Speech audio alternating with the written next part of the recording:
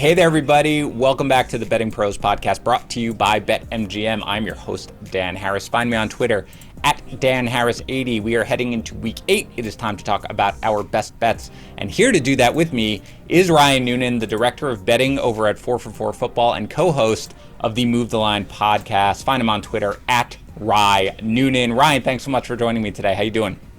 I'm well, Dan. Thanks for having me, buddy. I appreciate it. I always enjoy talking shop with you. Me too. You're doing great work, by the way, over there. And I don't know if I congratulated you by the time you took over, head of the director of betting over there. But you do great work. Your podcast is great. And look, I should trail you more. You've been quite hot this entire NFL season. So are you ready to keep it going? Yeah, just trying to find the edges we can. This is a hard game, this speculative, sure. Against the spreads especially. So try to find any of the edges we can. So, we try to spend a lot of time in the player prop streets or little edges and team totals. I love team totals. We got one for you today. Those have been unsustainably hot for me, but hopefully I do not go off the rails with you today, Dan. I hope we can continue to give winners to your audience. Yeah, I really hope you don't screw it up by the time you get on this podcast. But whatever, man. It's fine if you do. All right, before we get into it, let's remind you about the latest offer from our sponsor, BetMGM. New customers bet $10, win $200 if your team scores a touchdown. Again, $10, any NFL game. Win $200 in free bets if your team that you bet on scores a touchdown. That's available in New Jersey, Colorado, Indiana, West Virginia, Tennessee, Pennsylvania, Michigan, Virginia, Iowa, Washington, D.C., Arizona, and Wyoming. With the code JUICE100, again, that's the code you got to use for new customers to be able to get that offer. Again, that's the Daily Juice is where that code comes from, our other podcast, which you should be listening to. Also, it is almost the end of the month, which means we are basically ready to give away our signed Saquon Barkley jersey. All you got to do to enter to our contest is to leave a review for the show on Apple Podcasts or CastBox, and then go to bettingpros.com/review. If you're subscribed to our YouTube channel, you get 3 times the entry, youtube.com/bettingpros. Quickly, let us recap last week. Our guest, Ian McMillan, hit on 2 of his 3 bets. He hit on the Bengals on the money line at plus 230 over the Ravens. Great pick there. And the Bucs laying 12.5 to the Bears. He missed on the Jets-Patriots under 42.5, a game I admittedly also liked very much. I had my first losing week since week 1. I went 1-2. I missed on the Panthers laying 3 to the Giants. Had the Eagles as well, getting 3 from the Raiders, which was just wrong. I did hit on the Giants and the Panthers under 43. So that puts me at 13-8 on the season. Let's go. I'm very excited to not have to deal with so many teams on bye. Remember, we'll be using bettingpros.com consensus lines, all the good stuff. You can check us out on the app. Do whatever you want there. Check out the leaderboard. Ryan, you are our guest. Our guest gets to make the first selection. Go ahead. What's your number 1 pick? All this pressure, man. It's a lot. That was your first losing week since week 1? Correct. Look, it's 3 bets every time, so I'm going 3-0 or 2-1. It's fine. Look, you're the guy. I see the tweets coming out about how you never get a single pick wrong. So if you don't go 3-0 here, I don't know. Never allowed back ever. That's not coming from my account. I don't know where that's coming from. That is those are falsehoods for sure. Right. You know what?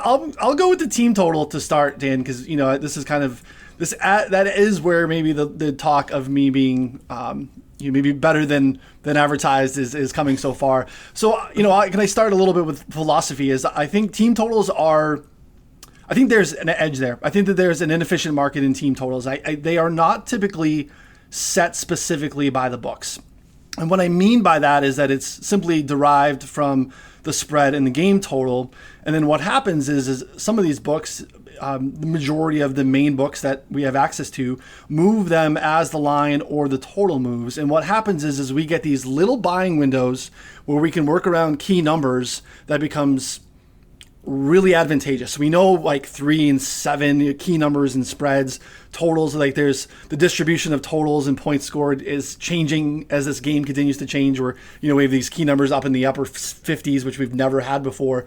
But we have some, common key numbers in the 20s that sometimes we'll get some buying opportunities. There's one this week. I like the Rams over 30.5 points against the Texans. Again, when you look at how the distribution of scores happen, 31 ends up being a pretty key number in team totals. And this Texans team is terrible. And we've seen the Rams, I think they were kind of caught off guard last week. We had the Dan Campbell kitchen sink game, which you love to see when you know that you're up against it. You're the massive underdog here. Let's try to give you everything we can to give ourselves the best chance. And they hung around a little bit. The Texans don't have that. They don't really have anything defensively that makes you think that they can slow down anything that the Rams are doing. The Rams can be on cruise control and still hang crooked numbers. We know that they like to throw late. I think we saw a Cooper Kupp touchdown a couple weeks ago when they were, up by 30 against the Giants. Like, they are pedal to the metal all the way through here. They can stumble and still get to 31 very comfortably against this Texans team. So give me Rams over 30.5. And it's a market, if you're a listener and you're really kind of sides and totals, look into team totals a little bit more. Watch a couple of games, get an understanding of where you think that line should be, and then wait for some line movement. You can jump on some key numbers. That's interesting, because I'll be honest, I don't bet a lot of just team totals. I occasionally do, but for the most part. But to you, it sounds like what you're saying is like that is the single most inefficient part of the betting market right now for NFL games, right? Yeah, I mean, outside of player props, right? So player props, sure. we have, they are speculative. We don't even know, like, you can get a bad line, and we don't necessarily know that you got a bad line. You may get the worst line, but it doesn't mean that it's an efficient line. The market's so inefficient to begin with. But yeah, as far as like your traditional market, Stan, I definitely think that it is a buying opportunity because they don't necessarily think of it and don't move it by itself. Like it's not a separate market. It kind of moves with the two main markets. All right. I like it. Rams team total over 30.5. Okay. I'll try you on it. I love it. All right. So I've got a couple over-unders. I'm going to leave them. They're both unders, which makes me want to vomit right now because it's horrible to be rooting for people not to score. So I'm going to go with the spread bet. And my guess is it's going to be a little surprising because this doesn't strike me as a line or a game necessarily that anybody wants to target. But I'm going to take the Steelers getting 3.5 against the Browns. So when you give me Mike Tomlin, generally speaking, as an underdog, I am automatically intrigued, right? Like I'm automatically, okay, all right, you're going to get the guys up for this. When you give me him as a road underdog, then I'm really interested in it because I think that's sort of the quote-unquote Mike Tomlin spot. Now, the obvious stuff here is that the Browns have a ton of question marks going on right now. We don't know who's going to play quarterback. It might be Baker Mayfield. It might be Case Keenum. We don't know if Odell Beckham Jr. is going to be playing in this game. We don't necessarily even know that Jarvis Landry is going to play in this game, although it is trending in that direction. And I know we got excited because, the spread was dropping with all the injuries, and they come out and they beat the Broncos. But that's a bad Broncos team who was missing Von Miller for most of the game and whose linebacker group is terrible that you beat by 3 points. So this, to me, strikes me as just a bad matchup for the Pittsburgh offense, no matter what. For the Browns offense, no matter what. Pittsburgh is 9th in defensive DVOA. They're good against both the run and the pass, and they're one of the tops in the league at pressure rate, and especially getting pressure despite not blitzing a ton. And I really think that is the key here when you want to slow down either Baker Mayfield, who's not great under pressure, or Case Keenum, who historically has not been very good under pressure. So I think defensively here, I really think that they're going to be able to stack the box against Nick Chubb, who should return here, and still be able to get pressure on Baker Mayfield. So I don't expect much to go right for Cleveland offensively. On the other side of the ball, the Steelers are coming off the bye. Their offensive line's getting a little better now. They're gelling. The scheme changed a little bit. Najee Harris coming into his own. I know Cleveland's good against the run, but again, Najee Harris has been heavily involved. Ben Roethlisberger looks a little better, looks a little healthier. Chase Claypool was getting healthier as well. Browns are middle of the pack defensively in DVOA, but they're 23rd against the pass, so I do think that the Steelers are going to be able to go here. I think the Steelers actually win this game outright, but if you're giving me the hook in particular over 3.5, that's what I'm going to take. So I told you before we started recording, Ryan, that you should give your honest assessment of any pick I make, and if you want to fade it, you can fade it. If you want to follow it, follow it. What's your assessment of this one? I think the last piece of advice was really sharp. If take the money line. So if you really like Pittsburgh here, especially when we're looking at these dogs under 6, under 7, we've seen an outrageous clip this year where those teams are actually just winning outright. So you're going to get a plus 160 here or something like that. Just take that and it's very rare that you're going to have this fall within that 3 window and not have Pittsburgh win outright as well. This is a toss-up to me. This has happened 2 years in a row now where Pittsburgh is on the wrong side of the rest advantage of a bye. They're coming off a bye, but the Browns have the mini bye because of the Thursday night game. Yes. It is very telling that the line is still on the board despite not knowing who's on quarterback. That kind of speaks to it's not necessarily a massive downgrade from Baker to Case Keenum. Yep. I think you made some good points. It's going to be tough sledding, I think, for Najee. I think, this is, again, a low total, so I would lean under would probably be my most convicted lean in this game. But even that I hold very, very loosely. So I've got too many unders, man. Too many unders. I can't go after it again. So it might be something where maybe it's an in-game, a same-game parlay there, where you tease, or same-game teaser, where you tease up the Steelers, you tease up the total and go under. Yeah, you're dead on. It's plus 160 on the money line. I do think that it's a point. I don't make that enough, by the way. So I'm glad that you're kind of harping on it. Which is, if you are taking, a dog here within like 6 points, whatever it is, but a dog that's not outrageous, always sprinkle on the money line, regardless of it, because you're right. They have been hitting it at a clip, but also it's close enough there where there's almost certainly value. All right, that's my number one. Go ahead with your number two pick. What do you got? I like it. This is a square. I got a couple of square sides for the listeners today. I feel like they're going to be public lines, but I feel like there's a reason that they're going to be public lines. And maybe they get steamed now. We can get a little bit of the best of the number. They might get a little bit more expensive as the weekend approaches.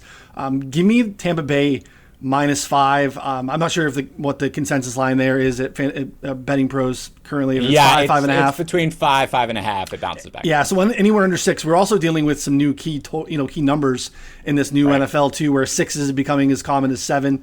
So that's interesting. Yeah, I feel like there's a little bit of, Dan, I'm not sure if you're a Curb Your Enthusiasm fan. There's a little bit of like spite store stuff going on here with Tampa Bay. Larry built, and ran a coffee shop out of spite with Mocha Joe. I think that there's a little bit of that vibe going on with Tampa Bay this year. It happened last week too. So it was the Thursday night game against Philly, and everyone's still leaving. The game's barely over, right? Everyone's still sweating, and Levante David sits down at the desk with the NFL Network guys and is talking about how stoked the boys are to get to Chicago because they were embarrassed last year. And it was like Tom Brady, what down is a game. And they wanted to make a statement against the Bears last week. I loved them last week. I got a -10. You could not have said that number too high for me. And I think that this is another team where like these two teams played 3 times last year. They met in the playoffs as well as obviously the 2 divisional matchups. And the Saints stuck it to them once. They beat them twice, the season opener. But then, like that game in Tampa, like they rolled them. Ooh, they rolled them. And I think that this is something that, Brady looks for these little edges and can galvanize the locker room. And I think that they want to kind of remind the Saints that we don't want you in the playoffs. This is our division. And if they go out here and make a statement and take care of business, this becomes really their division here, cruising the rest of the way, even though we're only in week 9 or week 8 at this point. So, I think Tampa makes a statement. Anything under 6, I love laying the points here. I don't know what to make of the Saints, so I don't think they're very good. I think the defense is good, but offensively, they're 29th in yards per drive. I think they're 30th in points per drive. But they're 30th in yards per drive, but they're first in points per red zone appearance, and they're second in touchdowns per red zone appearance. That is massively unsustainable. Their offense is not good. Come off the bye, go to Seattle and hang 13. That's not good enough against Tampa Bay. I know that there was weather conditions, but I think the offense is not good, and I think that they're actually worse than what we've seen so far. So give me the Bucs -5. Yeah, I think the Saints offense is pretty terrible, actually. When you look under the hood, and I don't hate it, but I am wondering though about it. This is interesting. So Brady is a unique animal, but you don't think that the playoff win sort of avenges it? You think in his mind and in the Bucs' mind, they're still like, nah. That's not good enough. Good enough. Because that was, what did they win? 38? Yeah, they handled them pretty well. Yeah. But that game even was a late, that was actually there was a late fumble in the third quarter. I think it was Jared Cook fumble in the red zone. They score there. They go up 10. That's a totally different game in the fourth quarter. And, we don't know what happens with the Bucs moving forward, right? So that changes everything. So I think they'd love to absolutely curb stomp them here in a public way. The only thing that makes me a little nervous, I had Will Brinson of CBS on, and he highlighted that this is going to be Halloween in New Orleans. And that's, again, if we want to get into some narratives, that would scare me a little bit. But again, I think that there's not enough. Unless those people are all going on the field to play defense, I still like the Bucs.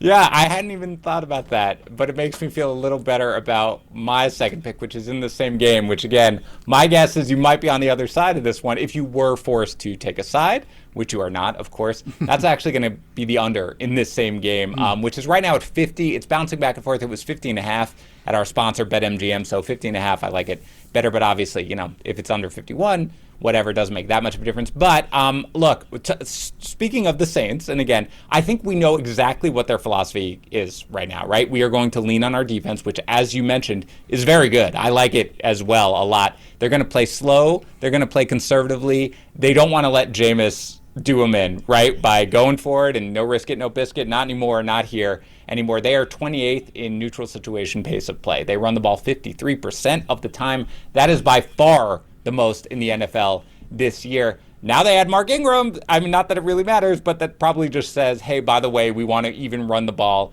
even more if we can. And of course, you've got the Bucs defense, which is great against the run. So maybe not quite as much against pass catching running backs, but still very good. But the bottom line is there's going to be a lot of running in this game, at least from the Saints side. They don't want to get into a shootout, of course, because of Brady. They want to bleed the clock as much as possible, rely on that defense, which is really good, 3rd overall in defensive DVOA. And now with the Bucs, Brady is great and has a chip on his shoulder overall. I'll take your word for it even here that he still is mad about that, even though he knocked them out of the playoffs, which is definitely possible. They're just not, they're not going to have Antonio Brown here, I assume, given that he was spotted on with a crutch and given Bruce Arians' statements. They probably will get Gronk back, but Marshawn Lattimore has a history of just taking Mike Evans for the most part, just right out of these games. And the Saints don't have a ton of sacks, but they get enough pressure, more than 26% pressure rate. That's 6th best in the league. So again, these monstrous totals, man, like we just like 50 points right now is like nothing, right? We just think about it, it's like, oh, it's 50 points. It doesn't jar you anymore. You got totals in 57, right? Or 56.5. But that's a big total in a divisional game where I think both have good defenses. The clock is going to be running a lot. So I do think the Bucs win. I do think the Bucs cover this game, but I do not see a ton of scoring here from the Saints. I don't see a massive output from the Bucs either. I think the Bucs win. I think the Bucs cover, but I will take the under here on 50 or 50.5, wherever you can get it. Yeah, I like that play too, Dan. I think that there are a lot of outs there, like you highlighted. We know that the Mike Evans thing is real. Like, those two dudes will battle. Oh, yeah. He has not had some great games, and even like you mentioned, like Kamara, that we know they want to run the ball. It's smart to throw him the ball, but in that second matchup last year, they held him to 6 catches, right. I think 5 catches for 9 yards. So They're prepared for it. They're getting a little bit healthier on defense, not necessarily in the secondary per se, but at the linebacker position, some guys up front. So yeah, you can sell me on that under here in a big way. Just shorten the Saints, really. Yes, correct. It's a lot on the Saints, for sure. I do not want to be watching this game and having an under in a Tom Brady angry game, which now you have convinced me is probably going to happen. But that's fine. So this is a perfect way. I'm going to go back to it, Dan. So if you're convicted on, you like the Bucs as well against the spread, and you like the under in the game. This really comes down to shoring the Saints team total. So this is you don't have to be in bed with Tom Brady doing anything here. Okay. You just take a Saints team total under, and then Tom Brady can go off, and you're still safe. Perfect. I love it. I will do it. What's your third bet? Go ahead. Third bet, another square one. The most public team, I think, in the entire league is the Dallas Cowboys. They are obviously rolling right now, and they have not covered at any point so far this year. And I like them. I think anywhere below 3. I've seen 2s, 2.5s out there. There's, I think, even a 1.5. There's a 1.5. The consensus actually is 1.5. In my book, again, I'm in New Hampshire, the DraftKings, it's 1.5 right now. It's been dropping. Yeah, so I absolutely love that. I think there is I don't want to simplify the handicap here, but I think that there is just a massive trenches battle here that goes one way. Really outside of the Tampa game in week 1, Dallas has leaned pretty run heavy this year. Right, that was very game centric where they came out and they just chucked the ball over the field. They've been leaning on the dynamic offensive line that's finally healthy and is running really well. They're first in offensive line adjusted line yards per Football Outsiders. Defensively, Minnesota 32nd in adjusted line yards. Sometimes it's just that simple. I think they're going to be able to run at will, really put Minnesota in a spot where they have to play catch up a little bit. Minnesota can do that, but I also think that there's going to be enough here in the passing game on Dallas' side where when they decide to turn it on, they're going to be fine. There's some injuries in the secondary for Minnesota that I think are going to be hard for them to overcome.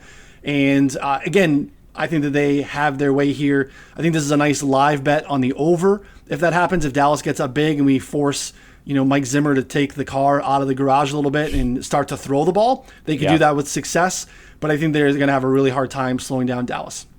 Okay, so I have two questions really here for it. Number one, when I saw this, we do a look ahead line sort of on Monday, an opening reaction to it. It was 2.5, and I was very much like, I don't understand this line. Why would you not pound Dallas right now? Like, this seems very obvious. I know they're on the road. I know it's a primetime game or whatever, but I mean, this just doesn't seem correct. The guy I did it with, Matt Peral, didn't have that same reaction, so I was surprised there. My wonder is if the reason that's dropping is because of the Dak Prescott health situation. Because I think we all just sort of expected, well, he's got the bye week. Like, everything says the calf injury is minimal. But all the word out of Cowboys camp is very much like, oh, things are trending. Things are trending in the right direction. Yep. Is there any concern for you if you're a bettor and people are listening to this on a Thursday when we're recording it? Do you wait and just see Prescott's health? I mean, does that concern you at all? No, but I think you can wait. So I think two things. I'm not concerned, but I think waiting is fine because if you're, we're still under the 3, and that's really all that matters in this spot. Like I'm not super concerned about a 1 versus a 2.5. So rare that it's going to fall on 2 or something like that. So yeah, I think you can absolutely wait till you start to see more practice reports. You start to feel a little bit more convicted on a Friday afternoon. I think that is absolutely why it is not at 3 currently. Yeah.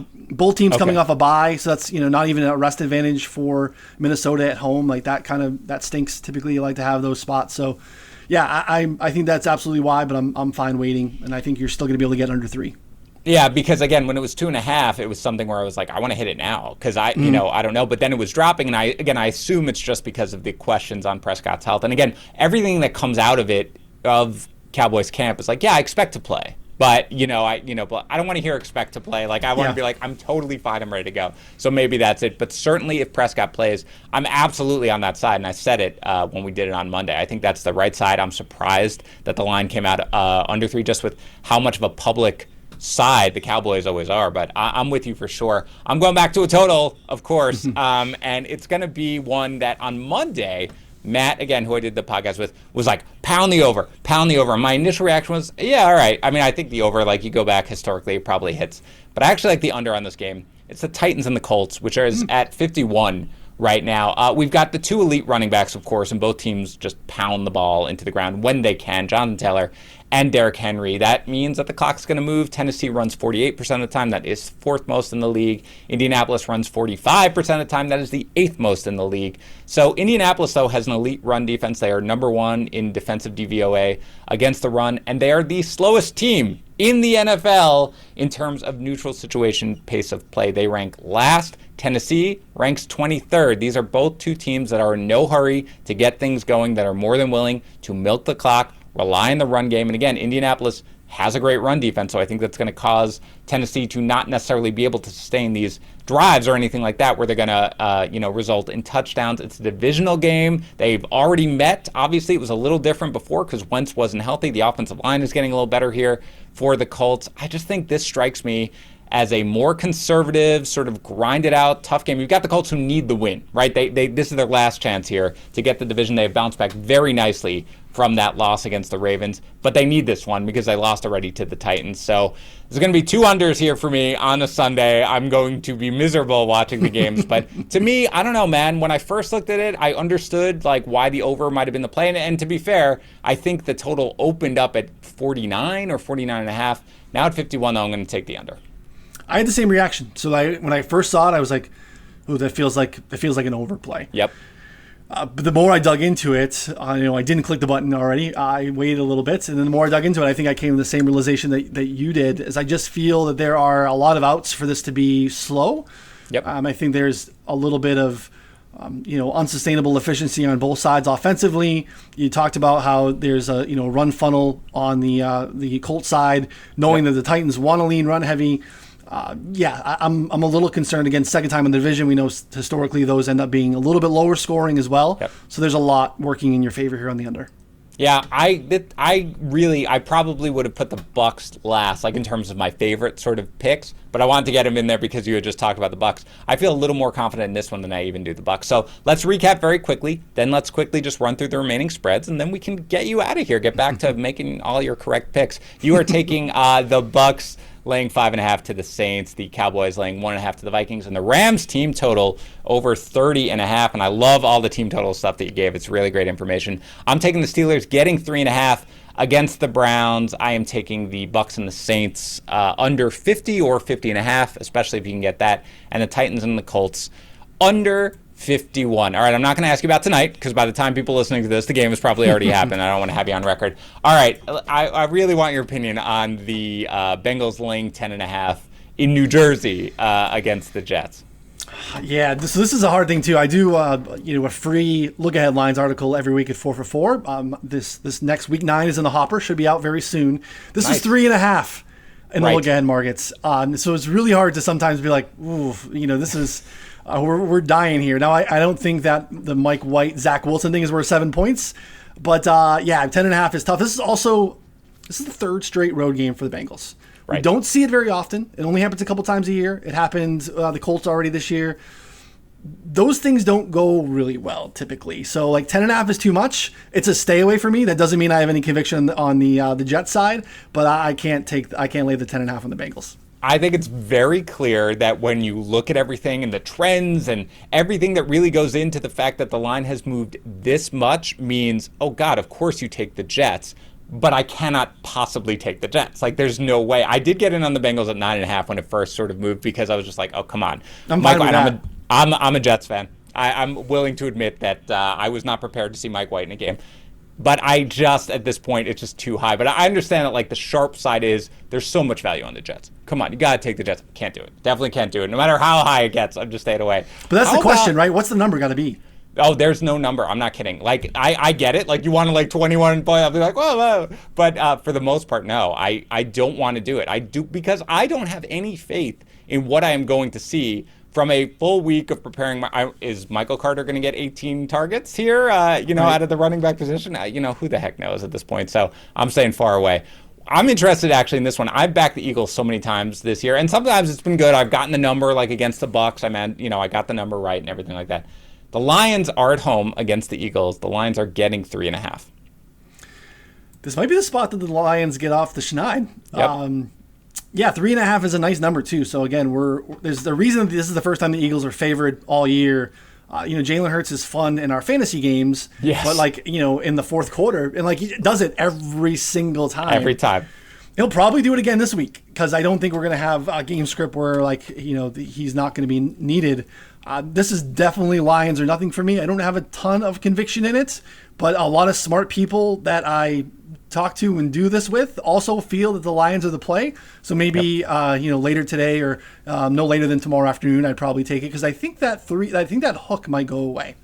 Yeah, if we did 4 bets on this show, then the fourth bet would have been the Lions, definitely on this one. I think that, look, they fight, man. They fight no matter what, and the Eagles are not good enough to put this game away, in my opinion. They just are not offensively good enough to put it away. I think the Lions hang around here. This will be something where I will sprinkle on the money line as well, but I will definitely take them getting 3.5. My personal play is not the official here. The Bills are laying 14 at home against the Miami Dolphins. And so this is one of the only times. I don't typically do this. I bet this in the preseason. I bet this in week 5. I got the Bills -7, Dan. What? There's a massive rest advantage here. So the Dolphins elected to not have the post-London bye. Right. Bizarre, but whatever. They thought they were going to be contenders. They wanted a late season bye. They come home and play the Falcons off a bye. Not great. Now they go to Buffalo in the division. Buffalo, fresh off a bye, who has absolutely destroyed them the last two, 91-26 in the last 2 meetings. Destroyed. And I think that there's just, what do the Dolphins do well? They do nothing well. And I think that the Bills don't like how they went into the bye. That there was a game that they should have won in Tennessee. Yep. Josh Allen was talking about how maybe we just get it right and we do what we did last year after the bye, which is not lose again until they get to the playoffs. So I think that they are on cruise control here. 14 is hard. I can't take it. I got a couple of 7s, but I'm not touching Miami here whatsoever. Yeah, that's awesome that you have some 7s. But all right, so FanDuel is still at 13.5. Do you care that it's below 2 touchdowns, or is it still? Yeah, I would take Buffalo still. Yeah. Okay. Hey, when you're there, that's fine. How about the 49ers visiting the Bears? The 49ers are now laying 4 points in our consensus line. Yeah, this is gross. The Chicago thing is weird. I want to be bullish on Justin Fields long term, but there's not a lot to be optimistic about. Again, it is a JV offensive line. It's a stay away for me. I have no interest in this game whatsoever, but I would lean the Niners if you had to. Yeah, I agree. I think the Niners are probably the right side. I doubt I will have much action on this game. It's just I don't see how you can look at Justin Fields right now and feel comfortable backing him whatsoever. Again, no long-term sort of proclamations on what the kid's future is going to be, without question. But as of this moment, as of right now, especially with that offensive line, he's just overmatched, and he's not making decisions quickly enough, and he's just getting overwhelmed. So I would go with the Niners if I had to. But again, like you, it's a game I'm going to stay away from. As is the next one, which is the Falcons at home against the Panthers, which the Falcons laying 3. Yeah, another one that's kind of gross. This one moved in a big way in the pre-market. It was the other way. It was minus 2.5 on the Panthers side. So five points of movement doesn't make any sense to me. There's kind of this narrative this week that the Falcons are figuring it out. They barely won in London against the Jets. They blew a 13-point fourth quarter lead against Miami and needed a last-second field goal to hold on. No. And I don't know what to make of the Sam Darnold thing. So the talent is there. Turns out maybe Christian McCaffrey matters. J.C. Horn might matter, even though we only saw him for a handful of games. Yeah. So stay away from me. But you're going to, give me some points in Carolina. I would lean that way if we maybe get a 3. But no conviction in the Falcons whatsoever. Yeah, and I mean, they should get a little healthier here, right? Or, Gilmore should probably play in this game, I assume, for his first game. But regardless, there's clearly value on the Panthers, right? There's no way that the Falcons should be favored here by 3 points, but I can't do it. I can't, with Sam Darnold, with the way he is playing right now, it's just a total stay away from me. Yeah. We talked about the total in this game, but I'm interested in your feelings on the side. The Colts right now are laying 1.5 to the Titans in Indianapolis. Yeah, I lean the Titans. I think my preferred way, I don't know, I've been shorting the Colts, and I just don't believe in them. I want to continue to probably do that. I also don't think the Titans are very good either. That secondary is poor. Right. I don't know how they did that last week. We're looking at, Greg Moulton, and his name is now officially Jackrabbit Jenkins. That is unbelievable to me. Why is it? It's an underreported story. He changed his name from Janoris to Jackrabbit, and we're all just that's fine. That's totally, people do that all the time. It's fine. Okay, Jackrabbit. So Jackrabbit is going to hold it down. I don't believe in either of these teams. It would be Titans. But again, I feel there's a little bit of overreaction to how they played of late, but I don't think we need to underrate how well they played against Buffalo and Kansas City.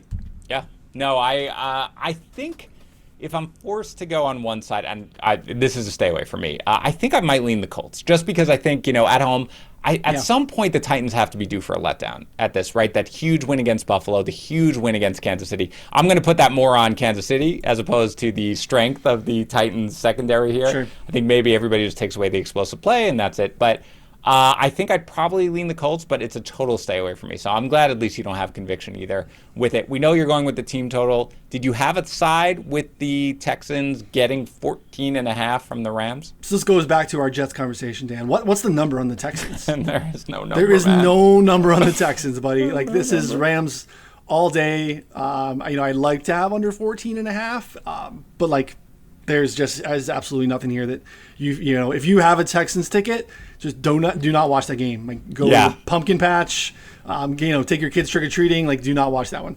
I mean, Tyrod Taylor might be back. Yay, help! I've got nothing. Yeah, every book is 14.5. By the way, from what I look, it's total consensus. So there's no value anywhere you can go. We talked already about the Steelers and the Browns. How about the Seahawks laying 3.5 to the Jaguars in Seattle? Ugh, I want to back the Jaguars, especially if you can get a 3.5. Yeah, that's where it is everywhere. Yeah, so that's a little interesting to me. I know it was bouncing back and forth earlier today, and there were some there are a couple of threes actually. Yeah. There are a couple of threes out there, but the overwhelming majority of books right now are at 3.5. Yeah, I mean, again, coming off the bye, it's a long travel, but again, I feel like Pete Carroll wants to. It's like the low-level Saints, perfect matchup last week. He wants to get the game over as quick as possible. We want to hide Geno, but they don't have the defense that the Saints have where they can try to hide Jameis. So Again, I'm having to buy into hopefully that rookie after the bye. Maybe he starts to take a leap forward. They have a really strong run game. Their offensive line's played really well. If they could stay in a neutral game script and run for a little bit longer than they've been able to, I think that they can keep it close. So if I'm going to get a hook, I kind of like the Jags. If there was a side that I had to take, it would be the Jags with the hook. I can't, backing Urban Meyer is something where it's just like, I don't, I mean, and again, I had a couple buddies who were like, do it in London against Miami, and I was like, there's no way I will do it, but it turned out to be the right side. Going into Seattle for the rookie quarterback still makes me a little nervous, but if there were a side, that is where I would go. What about the Chargers laying 5 to the Pats here in Los Angeles? Yeah, this is one of my favorite games of the week. It's going to be really interesting. We know that Brandon Staley refuses to play 7 or even 6 guys in the box. They run it at by far the lowest rate in the league. They invite you to run. They want to force you into third downs, and hopefully you can make some mistakes there. New England very, very willing to take whatever you're going to give them. They are fine with grinding it down, taking short to intermediate passes, and handing the ball to Damian Harris over and over again. So I think Harris has a nice day. I think Hunter Henry in a revenge spot has a nice day. They've been really bad at defending the tight end position all year. I think we've seen some public money come in on New England here because it started to move from 6 down to even some 4.5s today. We're getting kind of away from it. I would like to have a New England at 6, but I would lean that way. Yeah, I agree. Yeah, there are some 4.5s out there. You're right. At FanDuel in particular, I'm noticing is there. But yeah, I lean the Pats. I'm probably not going to bet it right now. I would like it to go back up. But if you force me to pick a side right now, I would probably take the Patriots at +5. I think they match up well here. And I agree, we probably could talk about some player props later in the week here about what we're going to see in this game. So I am with you there. We already talked about the Bucs and the Saints. How about Washington visiting Denver with the Broncos laying 3? Yeah, you came into the year thinking that these are 2 of the best defensive teams in the league, and now they're bottom third in basically EPA, DVOA, any important metric that you would want. Lots of injuries on both sides. I think that Washington is poor as the defense has played. They still get a decent amount of pressure. Correct. And Denver's allowed a crap ton of pressure on Teddy, who did not look very healthy. Now, I know he's had 10 days to recover. We're going to get Jerry Jeudy back. There's some things working in their favor. But, I don't know. I think Washington's a little live and frisky here. I would lean that way. It's not a convicted play for me, but I think I like the over here as well, but that's actually got pushed a little bit. It was 42.5, 43 all day yesterday. Now we're kind of on the wrong side of a key number at 44.5 everywhere. But yeah, I think Washington's actually live. Yeah, it is 44.5 pretty consistently there, so that makes it a little tougher. And I have lived early in the season, at least, on the Broncos unders for sure. I agree with you, though. I have major concerns about Denver, even with Jeudy coming back, who I love. Bridgewater, you're right, A, doesn't look healthy. B, if you get pressure on him, which, as you mentioned, as disappointing as the Washington defense has been, they still get pressure. Yeah. Bridgewater looks very nervous in the pocket. His feet are just dancing the entire time. He does not want to get rid of the ball. So I agree with you. I think Washington can come up here, actually steal this game overall, so certainly a sprinkle on the money line if you want to go that way. But getting 3, I will take it. Last game, Monday Night Football. Spreads are actually all over the place on this one. It's fun to look at consensus lines. I see 9s. I see 10s. The consensus right now is 9.5 because that's the majority of books, but there are 10s. Chiefs laying, let's say, 9.5 here to the Giants. It's going to happen eventually, right? They're going to get it together. They have to. Right? They don't have to, but they have to. And the Giants aren't the team that's going to trip them up, but I didn't think the Titans were going to be the team that tripped them up, right? So, we're playing whack-a-mole here, but continue to bet on Patrick Mahomes, I think, is the right way to do it. Shorting Daniel Jones in prime time on the road, I think, is probably a plus EV play. You got to do it. You got to do it, man. You got to fire on it. You're right. This has to be the spot. This has to be for everything. We don't even know who's healthy for the Giants right now on offense. Maybe they all are. I don't really care. This has to be, after last week, this has to be the bounce back spot for sure for Kansas City in Arrowhead on a Monday night. And oh God, it's got to be, especially with it being under 10 as it is in my book as the consensus line. I will take it. Ryan, you were a joy to have today. Thanks, we don't talk enough. It was great talking to you. You do fantastic work, as I've said. Remind everybody where they can find it. Thanks, buddy. Podcast twice a week, Move the Line. We have a game-by-game preview, which is available currently in any of your podcast feeds. We do that on Wednesday nights on our YouTube page. It comes out in podcast form on Thursday mornings. And then on Friday evenings, we have a prop drop show where we focus just on player props that you can actually bet in the moment. So we're not giving you any stale lines. It is basically half of it is us giving the picks. The second half is very interactive. We want to take any of the bets that you're looking to get into. You can kind of bounce numbers off of us. We want to kind of make that very active, and it's been great so far. Again, all the content over at 4 for 4. A lot of great stuff coming out in the betting space in the next calendar year. He is Ryan Noonan. He is doing great things over there. Make sure you follow him at Rye. That's R-Y Noonan over on Twitter. Enjoy your football, everybody. We'll be back again on Monday breaking down an early look at the Week 9 NFL lines.